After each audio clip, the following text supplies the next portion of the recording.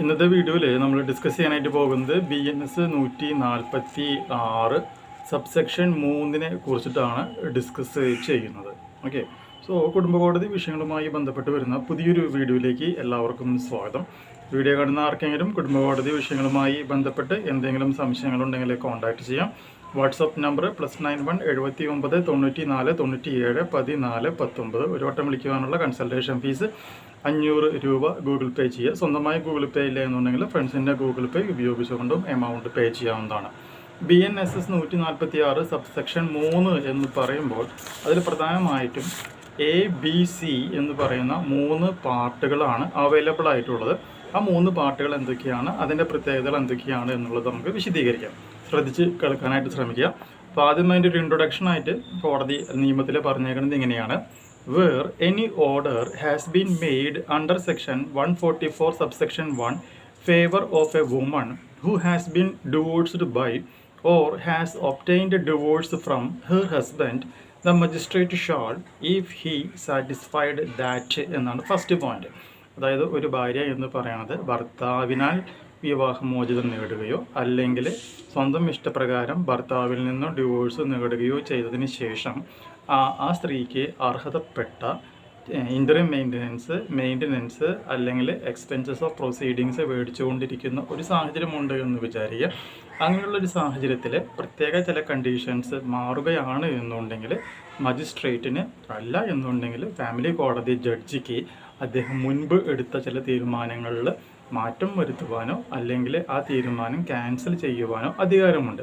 ആ അധികാരത്തിൽ ഒന്നാമത്തെ കണ്ടീഷനാണ് കോടതി പറയുന്നത്, A എന്ന് പറയുന്ന പോയിന്റ്. അതെന്താണെന്നുള്ളത് നമുക്ക് നോക്കാം. The woman has, after the dates of such divorce, remarried, cancel such order as from the date of her marriage. അതായത് ഭാര്യയ്ക്ക് മെയിൻ്റനൻസോ അല്ലെങ്കിൽ റിമെയിൻ്റനൻസോ എക്സ്പെൻസസോ പ്രൊസീഡിങ്സിന് ലഭിച്ചുകൊണ്ടിരിക്കുകയാണ് എന്ന് വിചാരിക്കുക. അത് ഡിവോഴ്സിന് മുമ്പായാലും ഡിവോഴ്സിന് ശേഷമാണെങ്കിലും ലഭിക്കുമെന്നുള്ളത് നമുക്കറിയാം. അങ്ങനെ കിട്ടിക്കൊണ്ടിരിക്കുന്ന ഒരു സംഗതി, ഈ ഭാര്യ രണ്ടാമത് കല്യാണം കഴിക്കുന്ന ആ ഒരു ഡേറ്റ് മുതൽ ഭാര്യയ്ക്ക് മുൻ ഭർത്താവിൽ നിന്നും ചെലവിന് മേടിക്കുവാനായിട്ടുള്ള അർഹതയില്ല എന്നും ആ ഡേറ്റ് മുതൽ പൈസ നമുക്ക് എന്ത് ചെയ്യാനായിട്ട് പറ്റും, ക്യാൻസൽ ചെയ്യുവാനും സാധിക്കും എന്നുള്ളത് മനസ്സിലാക്കാം. അപ്പോൾ ചുരുക്കി പറയുകയാണെങ്കിൽ ഡിവോഴ്സ് കഴിഞ്ഞാലും റീമാരേജ് കഴിയുന്നത് വരെ ആ സ്ത്രീക്ക് എന്ത് ചെയ്യാനായിട്ട് പറ്റും, മുൻ ഭർത്താവിൽ നിന്നും ചെലവിന് പണം മേടിക്കുവാനായിട്ട് സാധിക്കും എന്നുള്ളതാണ് ഇതുകൊണ്ട് നമ്മൾ അർത്ഥമാക്കുന്നത്. ഇതാണ് Aയിൽ പറയുന്നത്. ഇനി Bയിൽ എന്തൊക്കെയാണ് പറയണത് നമ്മൾ നോക്കാം. Bയിൽ പറഞ്ഞ പോയിന്റ് ഇതാണ്: the woman has been divorced by her husband and that she has received whether before or after the date of the said order the whole of the sum which under any customary or personal law applicable to the parties was payable on such divorce, cancel such order എന്നാണ് പറയുന്നത്. എന്ന് പറയുകയാണെന്നുണ്ടെങ്കിൽ ഈ ഭാര്യയ്ക്ക് divorce ആവുന്നതിന് മുമ്പോ അല്ലെങ്കിൽ divorce ആയതിനു ശേഷമോ ഏതെങ്കിലും പണസംബന്ധമായിട്ടുള്ള എന്തെങ്കിലും ഒരു ഓർഡർ കോടതിയിൽ നിന്ന് കിട്ടിയിട്ടും ഈ ഭർത്താവ് കൊടുക്കാതെ ഇരിക്കുകയാണ് എന്നുണ്ടെങ്കിൽ ആ പണം നമ്മൾ എന്ത് ചെയ്യണം, എന്തായാലും പെൻഡിങ് കേസായിരിക്കും. എക്സിക്യൂഷൻ പെറ്റീഷൻ ഫയൽ ചെയ്തിട്ട് ആ ഭാര്യയ്ക്ക് ആ പണം മുഴുവനും എന്ത് ചെയ്യാനായിട്ട് പറ്റും, ഒന്നില്ലെങ്കിൽ സിംഗിൾ ഇതായിട്ടോ അല്ലെങ്കിൽ ഗഡുക്കളായിട്ടോ മേടിക്കുവാനായിട്ട് സാധിക്കും. ഇനി അതിൽ പറയണ ഒന്നാമത്തെ പോയിന്റ് നോക്കാം. അങ്ങനെ മേടിക്കുന്നത് നമുക്ക് ക്യാൻസൽ ചെയ്യാൻ പറ്റും. എപ്പോൾ? First point: in the case where such sum was paid before such order from the date on which such order was made. നമ്മളങ്ങനെ പെൻഡിങ് ആയിട്ടുള്ള പൈസ കൊടുക്കണമെന്ന് ഓർഡർ ഉണ്ടാവുകയും ആ ഓർഡർ പ്രകാരം പൈസ കൊടുത്ത് കഴിയുകയും ചെയ്തിട്ടുണ്ടെങ്കിൽ പിന്നെ ഭാര്യയ്ക്ക് എന്ത് ചെയ്യാനായിട്ട് പറ്റില്ല, എമൗണ്ട് ചോദിക്കാനായിട്ട് പറ്റില്ല.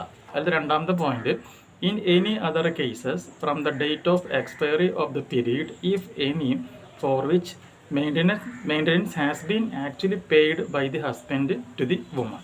എക്സ്പയറി പീരീഡ് ഉണ്ടായിരിക്കും കൊടുക്കാനായിട്ട് കോടതി പറയുകയാണ്. അങ്ങനെ കോടതി പറഞ്ഞിട്ട് എക്സ്പയറി ഡേറ്റിന് മുമ്പിൽ കൊടുത്ത് കഴിഞ്ഞാൽ പിന്നെ അത് ചോദിക്കാനായിട്ടുള്ള അവകാശമില്ല. ഇങ്ങനെ 2 പോയിന്റാണ് പറയുന്നത്. ഇനി നമുക്ക് AB കഴിഞ്ഞ C ആണ്. സിയിൽ പറഞ്ഞ പോയിന്റ് ഇങ്ങനെയാണ്: the woman has obtained a divorce from her husband and that she had voluntarily surrendered her rights to maintenance or interim maintenance as the case may be after her divorce cancel the order. അപ്പോൾ ഭാര്യയ്ക്ക് ചിന്തിക്കുകയാണ്, കയ്യിൽ അത്യാവശ്യം പൈസയൊക്കെ ഉണ്ട്, അല്ലാണ്ട് ഇനി ഈ മുൻ ഭർത്താവിൻ്റെ കീഴിൽ ജീവിക്കേണ്ടതായിട്ടുള്ള ആവശ്യമില്ല. അങ്ങനെയുള്ളൊരു സാഹചര്യത്തിൽ എന്ത് ചെയ്യാനായിട്ട് പറ്റും, ഭാര്യയ്ക്ക് സ്വയം മെയിൻ്റനൻസ് വേണ്ട എന്ന് എഴുതി കൊടുക്കുകയാണ് എന്നുണ്ടെങ്കിൽ ആ ഒരു സാഹചര്യത്തിലും മജിസ്ട്രേറ്റിന് എന്ത് ചെയ്യാനായിട്ട് പറ്റും, മെയിൻ്റനൻസ്, ഇൻ്റർവ്യൂ മെയിൻ്റനൻസ് അല്ലെങ്കിൽ എക്സ്പെൻസസ് പ്രൊസീഡിങ്സ് ക്യാൻസൽ ചെയ്യുവാനായിട്ട് സാധിക്കുമെന്നുള്ളത് പ്രത്യേകം മനസ്സിലാക്കുക. ഇതിന് ഇംഗ്ലീഷിലുള്ള എക്സ്പ്ലനേഷൻസ് കംപ്ലീറ്റ് ആയിട്ട് താഴെ ഡിസ്ക്രിപ്ഷൻ ബോക്സിൽ നമ്മൾ കൊടുക്കുന്നതായിരിക്കും. ഈ ഒരു വീഡിയോ നിങ്ങൾക്ക് യൂസ്ഫുൾ ആയിട്ടുണ്ടെങ്കിൽ തീർച്ചയായും നമ്മുടെ ചാനലിലേക്ക് ഒന്ന് സബ്സ്ക്രൈബ് ചെയ്യുക, തൊട്ടടുത്ത് കാണുന്ന ബെൽ ബട്ടണും എനേബിൾ ചെയ്യുക. പുതിയൊരു വീഡിയോയുമായിട്ട് വീണ്ടും കാണാം.